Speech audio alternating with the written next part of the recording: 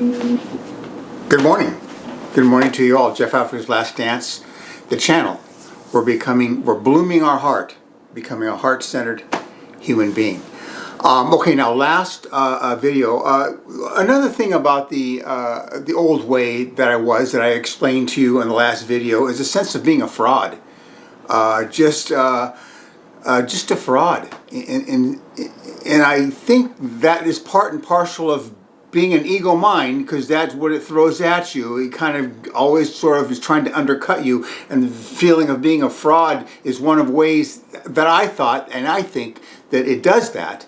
But you know, if I'm running all those things going on in a loveless sort of manner, you know, in a way I am a fraud. You know what I mean? But I've heard some you know, pretty big people feel as though that they were frauds too, until they threw down or whatever it is that they did, and so that's a common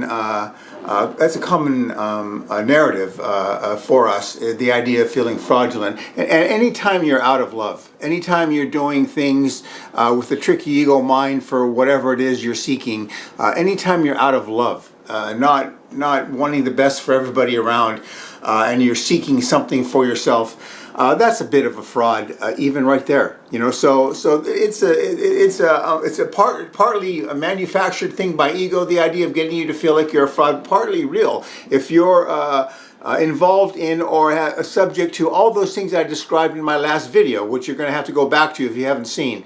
Although it's not that great of a video, I just watched it before I did this. You know, I've got to shift that around, and it's not a very good video, I have to admit. But when I do the review on these, I'm going to rework that and make it more concise and more productive. Okay, okay. But now this video here is to give you an idea of my progress report, my personal progress report for the last 12 years, let's say, of taking this stuff pretty seriously. 12 years before that, taking it somewhat seriously. But what has that come to? You know, what am I sporting these days after all of this? How are things going for me? Okay, so now, life is much better for me right now. I get the sense of my life is blooming. Every week, every couple weeks, every month, more and more development is taking place, and I feel as though I'm blooming as a spiritual human being. Okay, and that is the step worth taking. Okay, it's more important than getting a good education. The idea of stepping into a spiritual necessity and becoming serious about becoming a spiritual human being. That is the most important step you can take, and the most necessary step you can take, especially right now. And that's what I'm feeling. Getting out of that limited ego mind and into more expansive universal cosmic reality that is really a great mitigator. And all those things that I had going on, you know, the spiritual option becoming a greater consciousness didn't occur to me at the time. But that's the step that you have to take out of that mess. And that limitation basically is what it is, and you have to move in a new direction. And you can't. A lot of people do finish their lives just like that, right? Just along those lines, and they keep themselves entertained. And I gotta admit,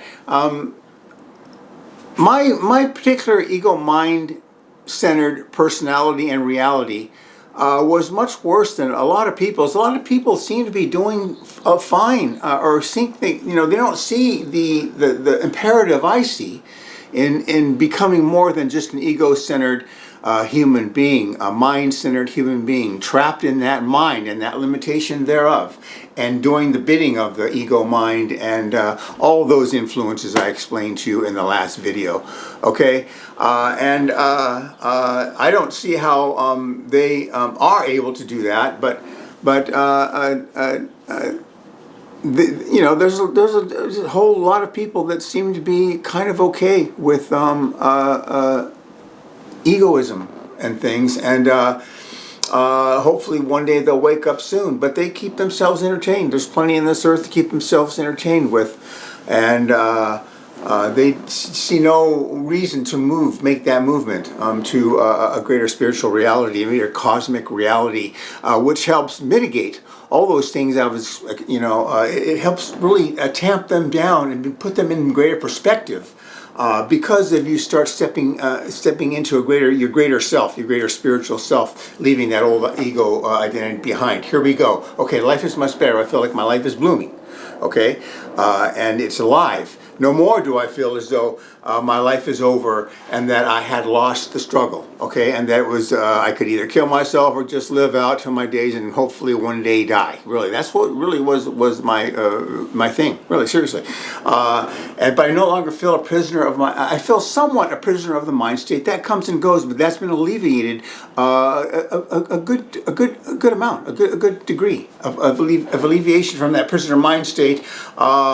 And like I say, I don't feel as though I've been destroyed in my life and broken and dead and killed, and my life is over now. And I've got to do with what I can do the best I can moving forward, and hopefully I'll die soon and get the hell out of here. Basically, okay. Negative mind, self, unworthy, unlovable. Factors that I explained, they've been alleviated by more than 50%. Okay, we're putting the percentages on these so you can know. That negative mind stuff, I still do have some negative aspects, negative self energies, and I still do at times feel unworthy and unloved, unlovable.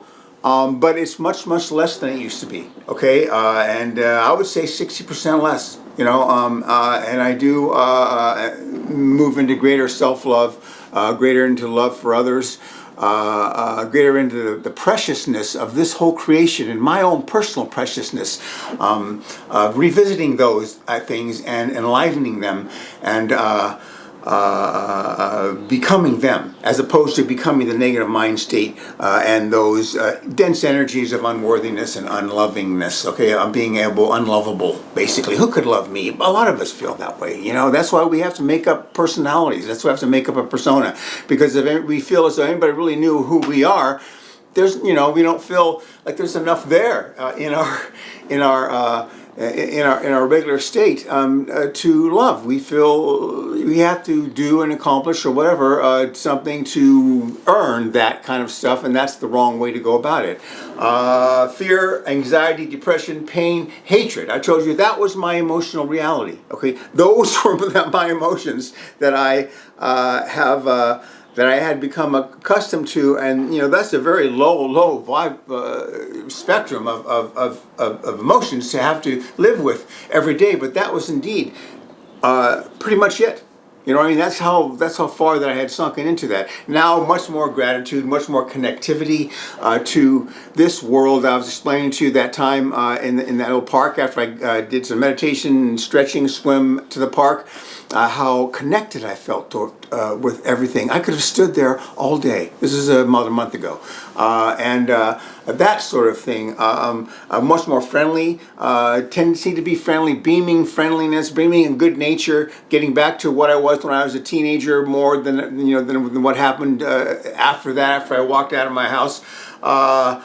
Friendly, more sensitive, willing to be more sensitive, willing to be more authentic, secure, more confident. All these things are coming to the fore now as I get more comfortable with myself, as I've pulled myself out of that deep hole with all those aspects of consciousness revolving around my head, making me feel as though that was it, that was going to be my life, which was, like, hey, no way. More life, there's more life in my life. There's more love in my life, okay? Now, that's a tricky thing now. When we talk about love, we are trying to, I don't know that I have fallen into the vibration of love, because there's the reality of love, the experiential reality of love, and there's the lovingness we're trying to generate as we pull ourselves from the lower vibration to the higher vibration. So a lot of it is trying to vibrate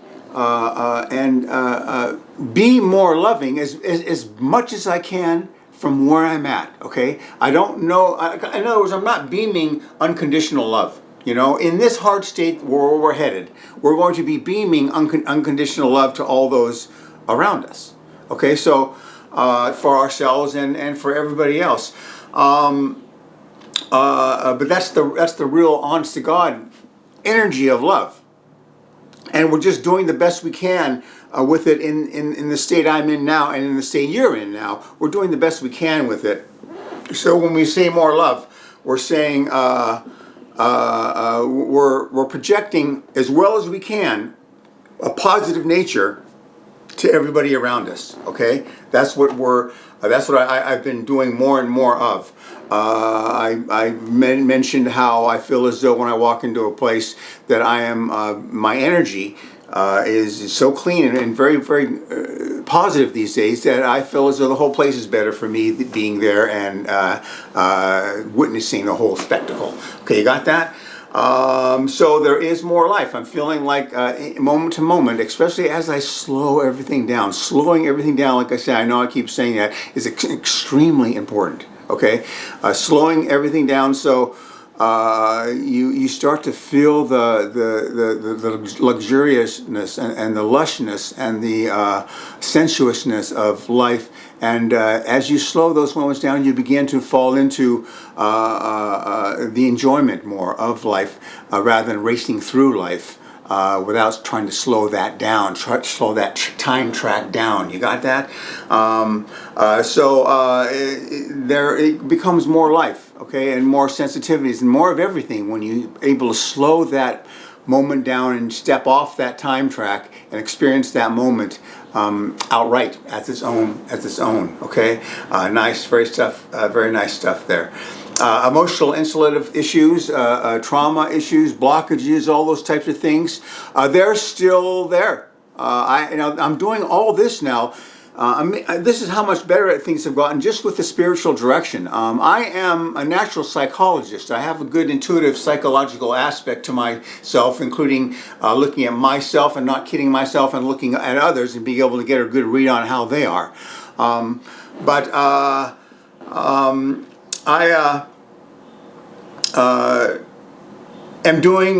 still have these issues, but they're 30%, 40% less. Okay, but I still, how do we get to those subconscious areas? How do we get to those areas in our body that are holding these types of traumatic events or blockages, energetic blockages? We all have a lot of blockages around our heart. That's what I've been working on too as I go through my spiritual routine in the morning. It's getting rid of dissolving that wall around my heart, those blockages around my heart, which we all have for protective reasons, for why we did that to help protect ourselves. That we didn't like feeling that vulnerable in this life. We feel as though we had enough to do without having to wrestle with a sensitive heart, so we just kind of closed it off and moved forward. You know what I mean? I think a lot of us thought that was going to be too difficult to try to, mitigate all those types of things, and the pain and the hurt and the vulnerability and the weakness that comes when we are subject to getting hurt, and we just do away with it and try to make it up in some other way. Got it? So these types of things are still with me, but they've been reduced a solid amount. Okay, and my ultimate goal is to have that raw emotional involvement with life with no bones about it, and that's another fraud thing too. If you're walking around with an emotional insulative issue, unable to grasp and to take a hold of life in a raw way, that's going to be you're going to feel a bit of a fraud.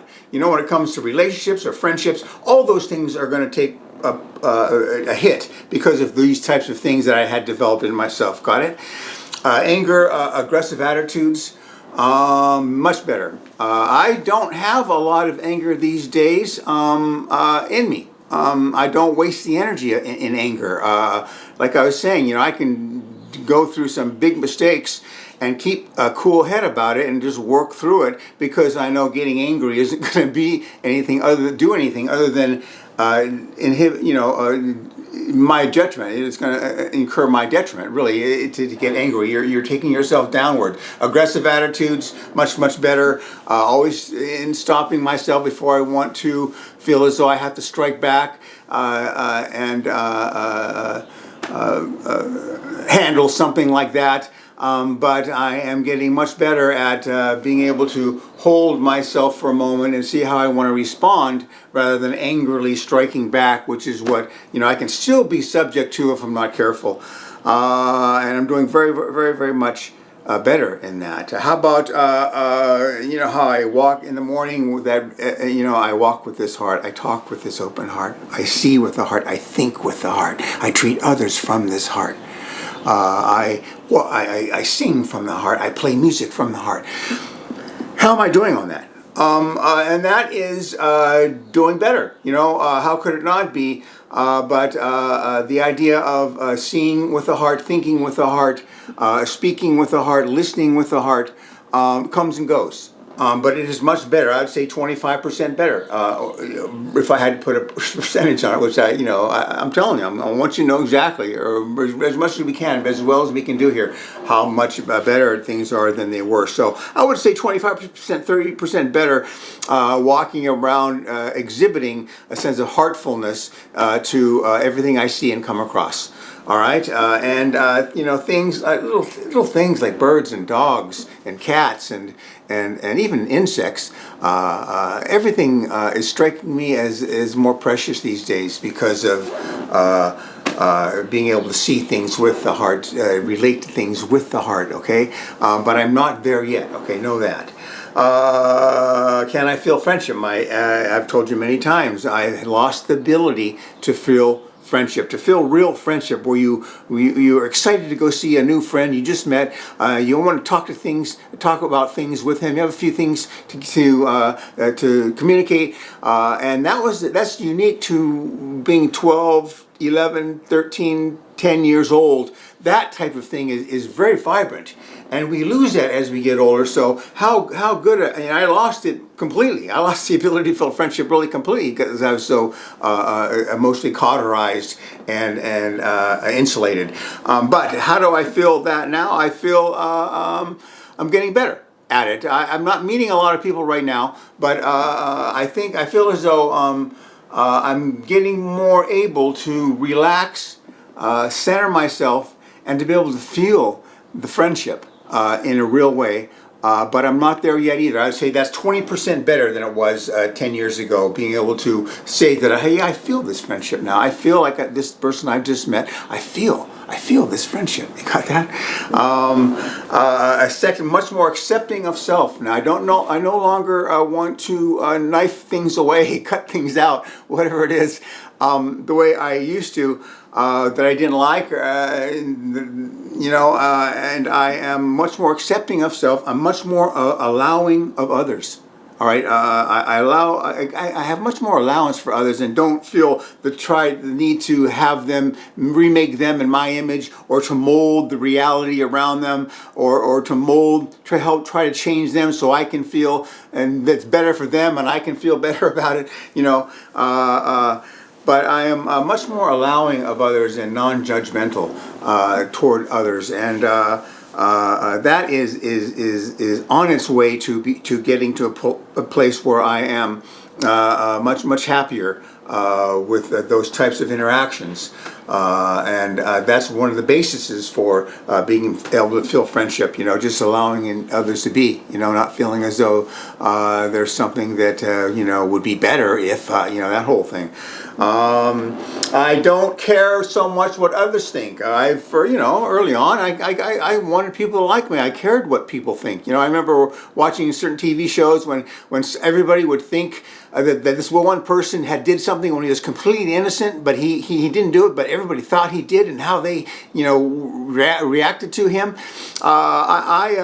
I would think, God, that's so awful. That's just so awful. I think he did. I would feel like it would be so embarrassing for that and painful for that to have happened. But now I don't care so much. When you start to develop a relationship with God and start to develop a relationship with the cosmos at large, the infinite intelligence, universal intelligence, loving intelligence, that becomes your focal point, and what others think or feel about you or whatever they have to say, it's not so important anymore. That's the mitigator. There is develop a relationship with the larger energies that be, and that's very, very, very nice. What about my Antichrist attitudes then? A checklist of Antichrist attitudes. Remember, I read to you the series of Antichrist attitudes that were given in the 9 letters of Jesus. Quickly, let's take a look at this. Criticism. Much more hesitant to criticize, observe. But I don't criticize the way I used to. Sarcasm, much more sensitive about sarcasm and how it cuts. I can be a little sarcastic sometimes, but that is much better. Judgmentalism, rejection, denigration, all much less of all those types of things. Enmity, intolerance, hatred.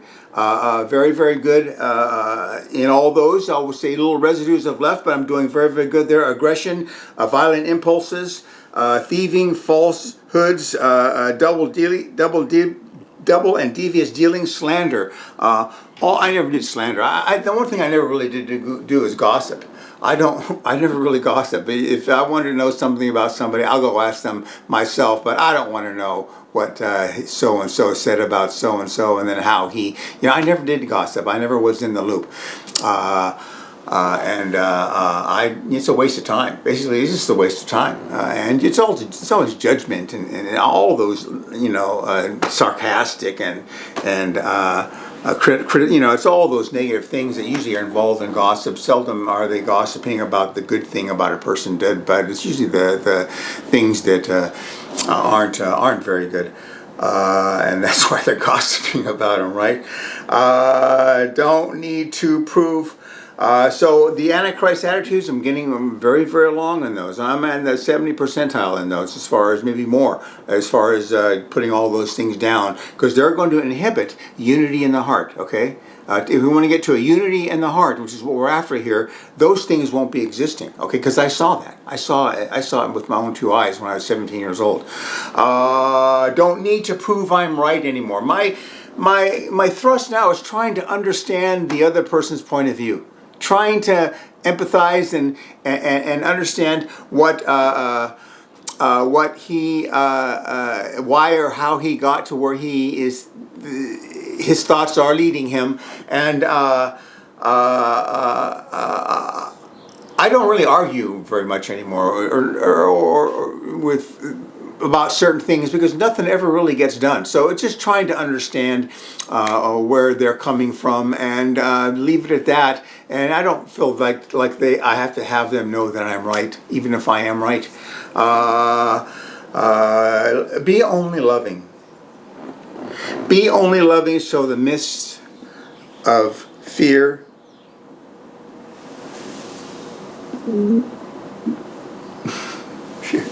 be only loving, so the mist of fear dissipates, dissolves. That's it, dissolve. I couldn't read that word. Only loving, so that the mists of fear dissolve. Okay, fear is a big part of our lives. The antidote to fear is lovingness. The more loving you can be, the less fear you're going to experience. A lovingness, completely lovingness, especially when we get into the point where we're beaming the energy of love. Fear doesn't exist in a mentality like that. It doesn't. Love dissolves fear. Be only loving, so the mists of fear dissolve. Okay, that's what we're after. All right, and that's going to be it. I want to keep this under 20. I hope I haven't gone too far. I haven't got my clock here, but so this is what so far I am. My progress is, and I'm going to do a part 2. Just going to wind this up some. But these are just the loose form things that have gotten much better in my life, and this is all done without psychological therapy, psychotherapy. This is all just a movement towards spirituality, which is, like I say, a very interesting thing to compare and contrast. Is how far can we get with spiritual development and moving through these types of things? And do we need some sort of psychological process to help us with those types of things that are negative mind states, the fears, all those things that we don't, the traumas, the blockages, do we need therapy to get beyond those? Do we need that before we can fall into the heart? That's another discussion we're going to have. So that's going to be it for right now. My name is Jeff Africa, citizen of Earth, loyal patriot, United States of America, and I stand unafraid. And these four, Mother Earth, Divine Mother, Paramahansa Yogananda, Jesua Ben Joseph, the four I've chosen to get me to this new heart-centered state. Okay, because I'm tired of living in the mind, and I'm not going to do it anymore. Other people might think it's okay. For me, it's not okay. And I'm going to move out of the mind and become a heart-centered, loving, love-based human being, beaming love to all those around me, and dissolving fear. Dissolving their fear, dissolving my fear. That's how we dissolve fear, through love. Okay? All right, so we're going to go through part 2 here. Okay, I'm going to kind of tie this all up. And then when we go through the review, I'm going to tighten the last video is kind of a mess. All right, I'll admit it to you. But we're going to tighten that up and make it more cohesive and more understanding and compact. All right, thanks so much for listening. Okay, I love you. Bye.